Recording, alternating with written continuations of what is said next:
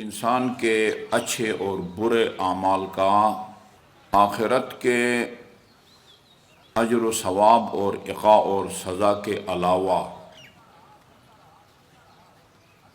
گناہوں کی روز قیامت سزا ملے گی۔ قرآن میں اس کا ذکر ہے، من قتل مؤمنا متعمدا فجزاؤہ جہنم، جو کسی مومن کو قتل کرے اس کی سزا جہنم ہے۔ اور بہت سارے درجنوں گناہوں کو اللہ تعالیٰ نے اپنے کلام پاک میں بیان فرمایا ہے اور اس کی سزا بھی، اس میں کوئی شک نہیں ہے۔ اسی طرح قرآن اور سنت میں بہت سارے نیکیوں کو بیان کیا گیا ہے، کارہائے خیر کو بیان کیا گیا ہے، جس کا اجر اور ثواب دینے کا اللہ تعالیٰ نے وعدہ فرمایا ہے۔ اس کے علاوہ نیک کام کا اجر اخروی کے علاوہ اسی طرح برے کام یا گناہ کا اخروی عذاب کے علاوہ اس دنیا میں بعض اچھے کاموں کے اچھے آثار، اس دنیا میں اچھے آثار اور برے کاموں کے برے آثار کو قرآن میں اللہ تعالیٰ نے بھی اور رسول اور اہل بیت رسول نے بھی واضح طور پر بیان فرمایا ہے۔ دنیا میں اچھے اعمال کا اثر، مثبت اثر، میں صرف بطور نمونہ ایک دو کو بیان کروں گا۔ وسعت رزق، وسعت رزق بعض اچھے اعمال کا نتیجہ ہے۔ اچھا جی، طول عمر، انسان کو لمبی عمر نصیب ہو، یہ بعض اچھے اعمال کا یہ نتیجہ ہے۔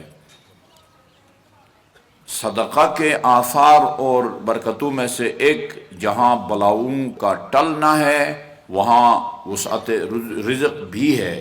استنزل الرزق بالصدقہ، معصوم کا فرمان ہے، صدقہ دے کے خدا سے رزق طلب کرو، صدقہ دو، خدا تمہاری رزق و روزی میں اضافہ فرمائے گا۔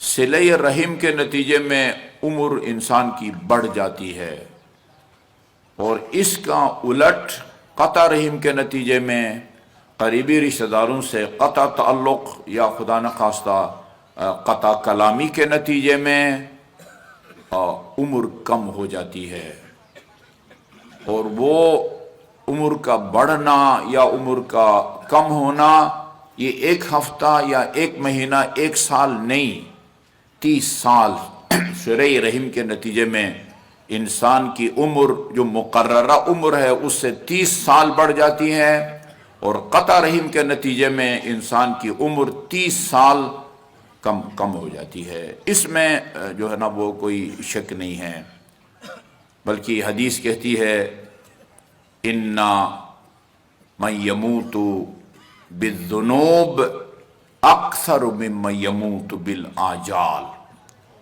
انتہائی یعنی جس کو کہتے ہیں سبق آموز اور ہلا دینے والی حدیث ہے۔ کتنے لوگ یا کتنے مسلمان اس حقیقت کو جانتے ہوں گے اور باور کرتے ہوں گے، اجل یعنی موت کی مقررہ تاریخ کا آنا، اجل ایک مقررہ تاریخ کو کہتے ہیں۔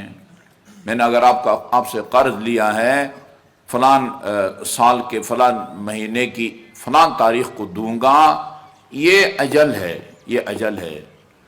انما یموت بالذنوب اکثر ممن یموت بالآجال، موت کی مقررہ تاریخ آنے کی وجہ سے یا اس کے آنے پر مرنے والے اس دنیا میں کم ہیں، اور گناہوں کی وجہ سے مرنے والوں کی تعداد زیادہ ہے۔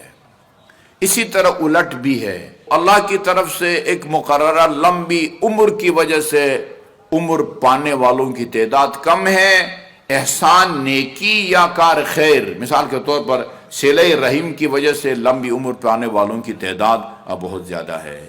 یہ ایک حقیقت ہے کہ جس کو باور کرنے کی ضرورت ہے۔ میں بطور تبرک یہ چند ایک روایات آپ کی خدمت میں نوٹ کر کے لایا ہوں۔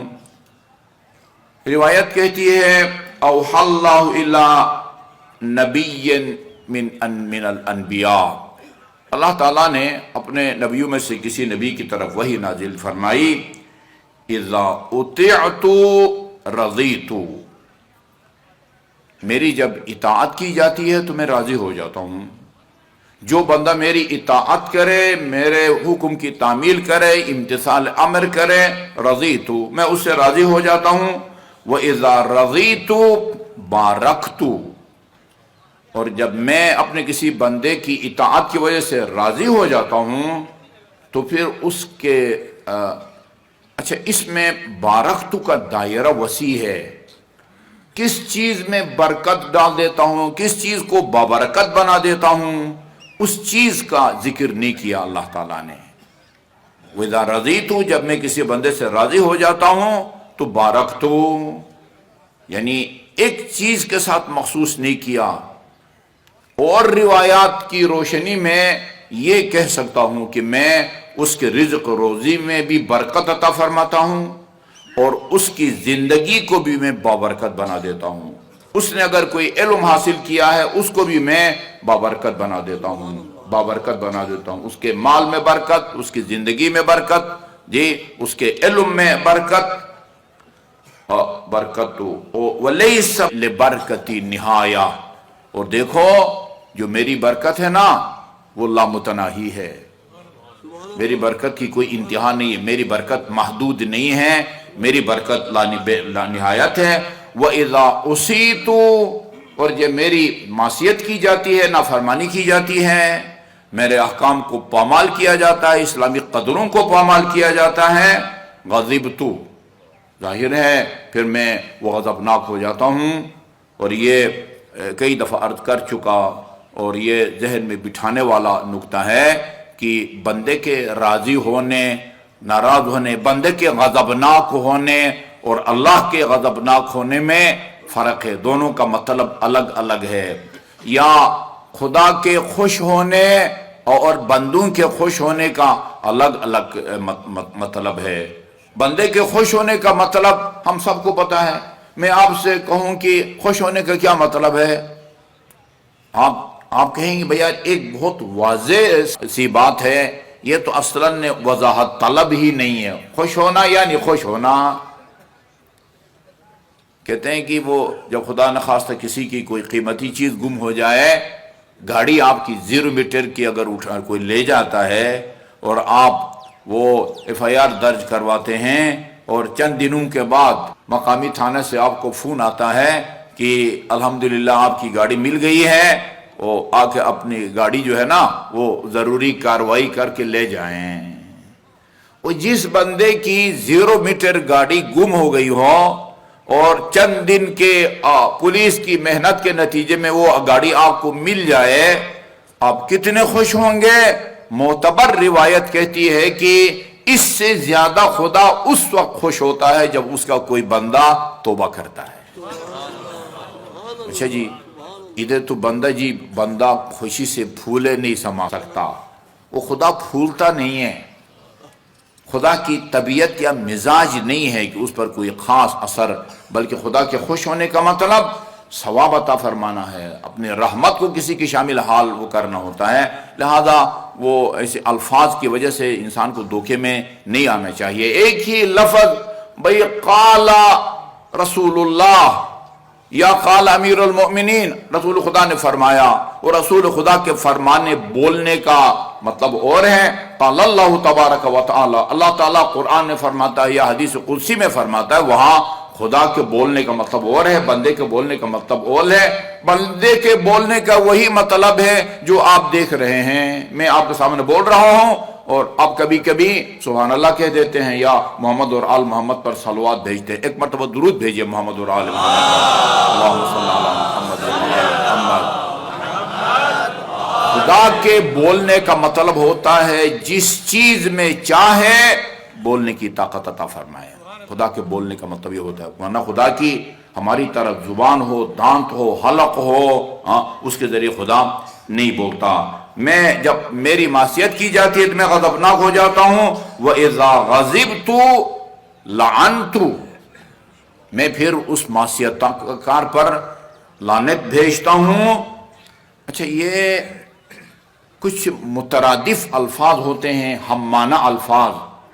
مترادف اور ہم معنی الفاظ ہوتے ہیں، دونوں کا معنی ایک ہوتا ہے، مگر ایک لفظ زیادہ دل آزار لگتا ہے، وہ زیادہ چبھتا ہے، جبکہ اسی معنی میں دوسرا لفظ وہ اتنا دل آزار یا چبھنے والا نہیں ہوتا۔ اچھا جی، لعنت کا مطلب ہوتا فلان ملعون ہے، اس کا کیا مطلب ہے؟ یعنی خدا کی رحمت سے دور ہے۔ اگر کسی کو کہیں گے کہ بھئی تم خدا کی رحمت سے دور ہو، وہ اتنا شاید برا نہ منائے جتنا اس کو ملعون کہنے سے جو ہے نا وہ برا منائے گا، فوراً کہے گا تو ملعون ہے، ٹھیک ہے نا۔ تو دل آزار یہ فرماتا ہے جب میں کسی پر غضبناک ہو جاتا ہوں، لعنتو، اس معصیتکار کو، نافرمان کو، سرکش کو یعنی لعنت بھیجتا ہوں۔ اور لعنت کا مطلب کیا ہوتا ہے؟ وہ پھر میری رحمت سے دور ہوتا ہے۔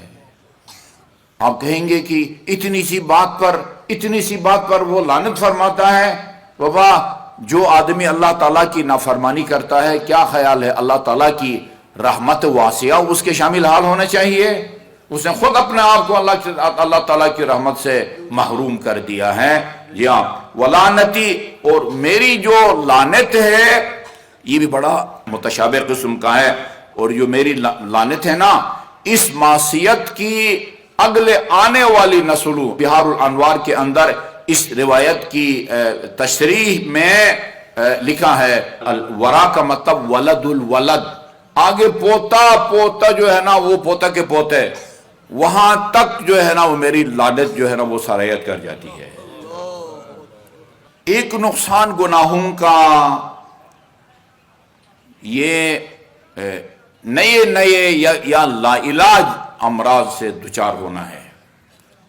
2-3 روایتیں ہیں، اور یہ دونوں امام رضا علیہ السلام سے منقول ہیں۔ اللہم صلی اللہ محمد وآل محمد۔ آپ کے یعنی اس معاصر زمانے کے حالات بھی تائید کریں گے، آپ جو صاحبان مطالعے ہیں آپ بھی تائید کریں گے۔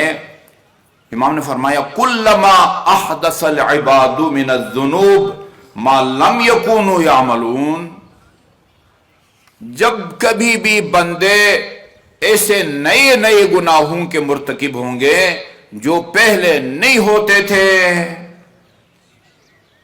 احدث اللہ لهم من البلاء ما لم يكونوا يعرفون، ایسی بیماریوں میں اللہ تعالیٰ مبتلا کرے گا جس کا کبھی انہوں نے نام بھی نہ سنا ہو، کوئی تجربہ نہیں ہے۔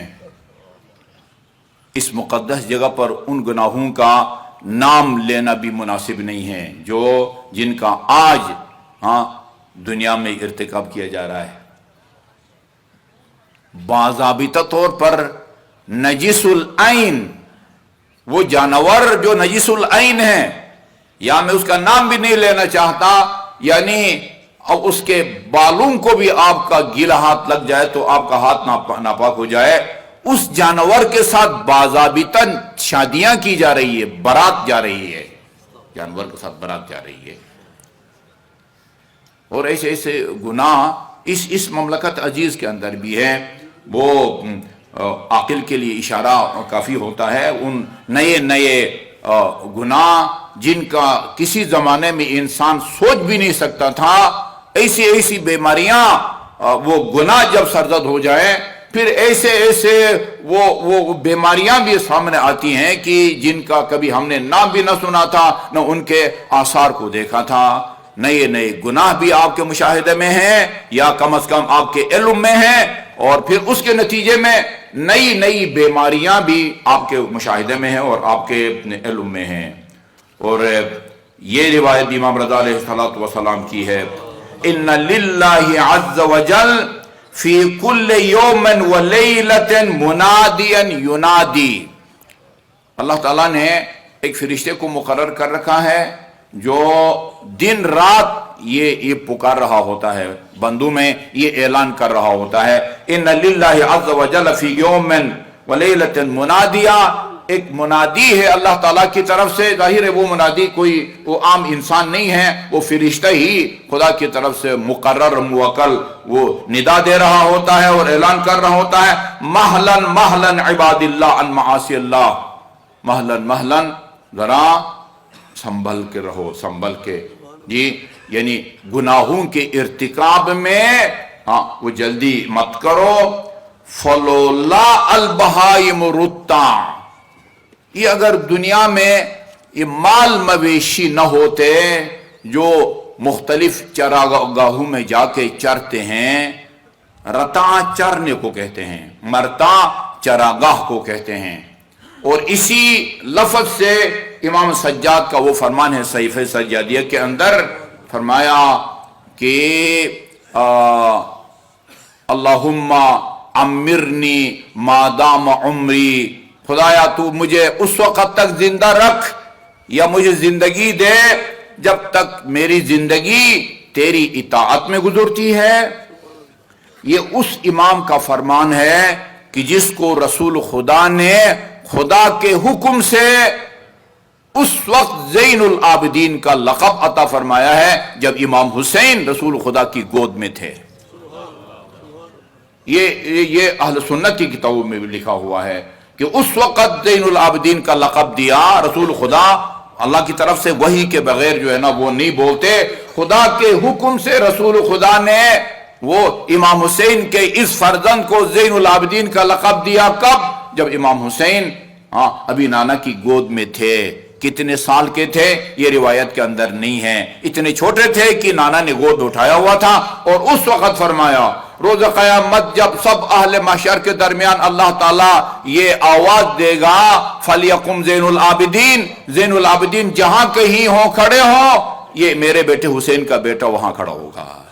ये ज़ैनुल आबिदीन कहते हैं कि अल्लाहुम्मा अम्मिरनी, ये हमें तालीम दे रहे हैं क्या दुआ मांगनी चाहिए। वो सिर्फ वो जो है ना वो रिज़्क़ रोजी औलाद नौकरी नहीं, ये बताते हैं कि तुम्हारी दुआओं में, तुम्हारी तरजीहात में किसको होना चाहिए, तुम्हें किस चीज की जो है वो दुआ मांगनी चाहिए। अल्लाहुम्मा अम्मिरनी मादाम उम्री, उस वक्त तक तू मुझे जिंदा रख जब तक मेरी जिंदगी तेरी इताअत में खर्च होती है।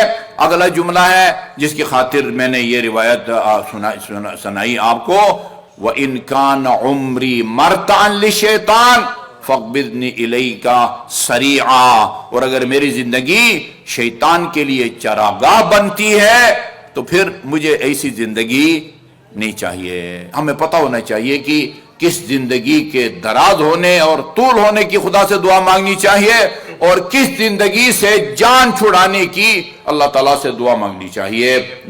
लोला अलबहाइम रुत्ता, अगर ये मुख्तलिफ चरागाहों में और जगहों पर ये चरने वाले माल मवेशी न होते, मुख्तलिफ चरागाहों में चरने वाले माल मवेशी न होते, व सिबियतुन रुज़्ज़ा, और छोटे छोटे शीरखार बच्चे माऊं की गोदों में न होते, व शुयूखुन रुक्का, और ये बूढ़े बूढ़े बंदे न होते जो मेरी बारगाह में और हालत रुकू में है।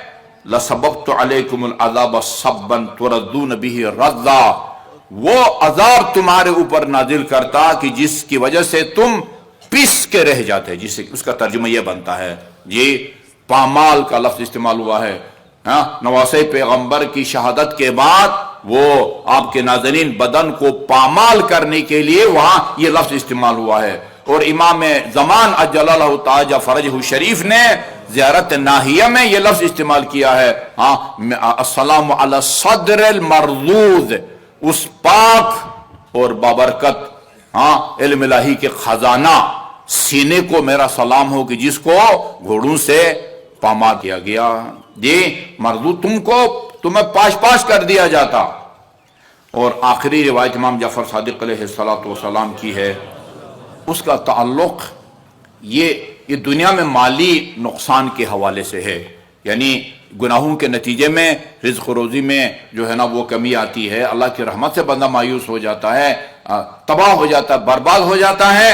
और आखिरी रिवायत जिसका ताल्लुक है गुनाहों के नतीजे में इंसान का ईमान सल्ब हो जाता है, जो सबसे ज्यादा खतरनाक है। दुनिया में बंदा गरीब रहे, वो लंबी उम्र न पाए, जल्दी मर जाए, कोई हरज नहीं है, लेकिन मरने से पहले ईमान की दौलत इंसान से छिन जाए, फिर इससे बड़ी آپ کسی سزا کا تصور بھی نہیں کر سکتے. ایمان بندے کا جو ہے نا وہ سلب ہو جاتا ہے. صادق آل محمد علیہ السلام نے فرمایا ما من شیء افسد للقلب من الخطیئہ. دیکھیں ایمان، خدا کو ماننا، اس کی وحدانیت پر باور کرنا، نبوت پر ایمان رکھنا، امامت پر، اللہ تعالیٰ کی عدالت پر قیامت تک، یہ وہ اعمال ہیں کہ جن کا تعلق قلب سے ہے، دل سے ہے. جی یہ کچھ زبان کا عمل ہے، میں زبان کے ذریعے اس عمل کو انجام دے رہا ہوں. کچھ اعمال کان کے ذریعے انجام دیے جاتے ہیں، آپ اس وقت کان کے ذریعے اعمال انجام دیتے ہیں. عقائد، نظریات، آئیڈیالوجی سے جو آپ کہتے ہیں اس کا تعلق بندے کے دل سے ہے، دل سے ہے. جی امام فرماتے ہیں کہ سب سے زیادہ انسان کے دل کو بگاڑنے والی چیز وہ اللہ تعالیٰ کی نافرمانی اور گناہ ہے. اس کے نتیجے میں انسان کا دل بگڑ جاتا ہے. اچھا فرمایا افسد للقلب من خطیئہ ان القلب لیواقع الخطیئہ. اس لیے کہ وہ انسان سے گناہ جب سرزد ہو جاتا ہے فما تزال بہ، بندہ جب مسلسل گناہ کرتا جاتا ہے تو جہاں اس کے دنیا کے مادی نقصانات ہوتے ہیں، کا عمر کم ہو جاتی ہے، مال تباہ ہو جاتا ہے وغیرہ وغیرہ، جب یہ گناہ دل کے اوپر چھا جائے یا بعض روایات کے مطابق پورا دل جب سیاہ ہو جاتا ہے فَيَسِيرُ أَعْلَاهُ أَسْفَلَهُ. ایک ہوتا نا برتن کو سیدھا رکھو تو اس کے اندر جو چیز بھی ڈالیں گے آپ وہ ٹھہرے گی. جی پانی ڈالیں، شربت ڈالیں، دودھ ڈالیں، لسی ڈالیں، ٹھہرے گی. اس کو اگر الٹ دیں، اس کے پیندہ کو اوپر کریں اور منہ نیچے ہو، اس کے اندر کوئی چیز نہیں بچے گی. اسی طرح کتنی پیاری مثال دی ہے صادق آل محمد نے. انسان جب مسلسل گناہ کر دیتا ہے اللہ اس کے دل کو اس طرح الٹ دیتا ہے جس طرح ایک برتن کو الٹا رکھا جائے تو اس کے اندر کوئی چیز سنبھلتی نہیں ہے. یعنی ایمان کی جو نعمت ہے نا وہ انسان سے سلب ہو جاتا ہے وہ گناہ کے نتیجے میں. اعوذ باللہ من الشیطان الرجیم، بسم اللہ الرحمن الرحیم. والعصر ان الانسان لفی خسر الا الذین آمنوا وعملوا الصالحات وتواصوا بالحق وتواصوا بالصبر.